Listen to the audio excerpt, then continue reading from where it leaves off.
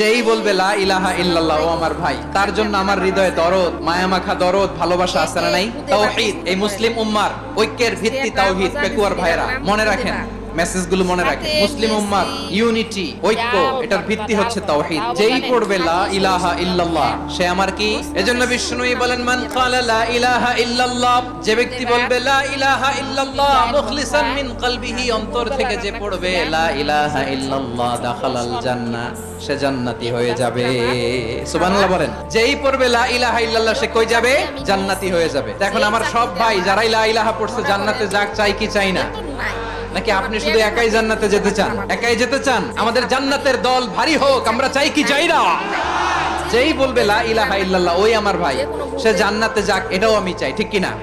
নাকি সবাইরে জাহান্নামে পাঠাইয়া খালি আপনি জান্নাতে ঢুকবেন? আচ্ছা বলেন, সব গেছে জাহান্নামে, আপনি একা জান্নাতে, ওই জান্নাতে ভাল লাগবে আপনার?